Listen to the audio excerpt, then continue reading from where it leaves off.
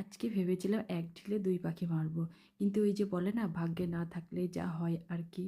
তো চলো শুরু করা যাক আজকের ভিডিওটা। Hi friend, this is me Reshma Khan. তো আজকে বেরিয়ে পড়ছি দুর্গাপুর। তো দুর্গাপুর যাচ্ছি আই হসপিটাল।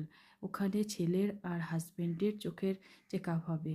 তো অনেক দিনই হয়নি চেক আপ করানো, আমাদের প্রায় 1.5 বছর হয়ে গেছে, সেই জন্যই।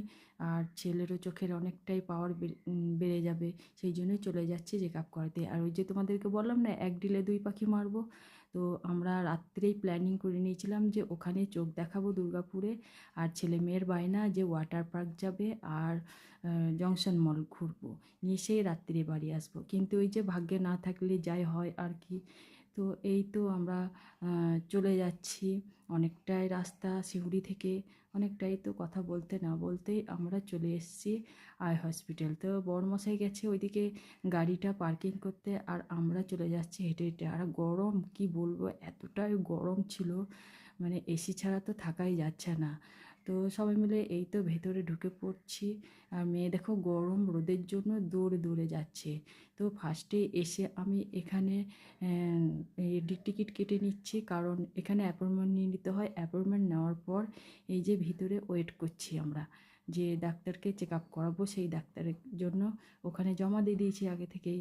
তো এইদিকে দেখো ছেলের এখানে চেক আপ শুরু হয়ে গেছে।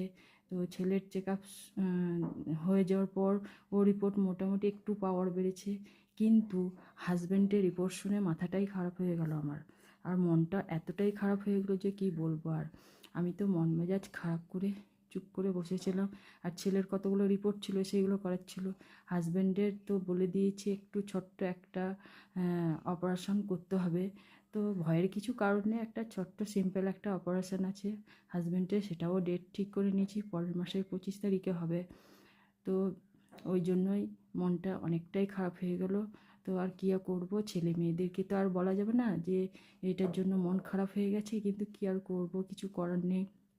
তারপর ওখান থেকে বেরিয়ে পড়লাম আই হসপিটাল থেকে। আমাদের প্রায় 2টো বেজে গেছিলো, লাঞ্চের সময় হয়ে গেছিলো। তো সেই জন্য লাঞ্চ করার জন্য আমরা চলে গেলাম। তো ওখানে আমরা ভেজ থালা নিয়েছিলাম একটা, আর সঙ্গে মাছ ছিল, আর ছিল আমাদের ডিমের কারি। এখানে খাওয়া দাওয়া কমপ্লিট করে আমরা চলে গেলাম জংশন মল। আর খুব গরম ছিল, সেই জন্য মেয়েকে বুঝিয়ে একটুকু করে নিয়েছিলাম যে আজকে আর ওয়াটার পার্ক যাবো না বাবু, কালকে যাব। তো আমার মেয়ে সত্যি খুবই লক্ষ্মী, ও অনেকটাই কথা বোঝে। তো ওই জন্য ওকে ফুসলিয়ে নিয়ে চলে গেলাম মল। কারণ মলে তাও এসি আছে, একটুকু স্বস্তি পাওয়া যাবে। আর ওই 2:30টার সময় করে এতটা রোদ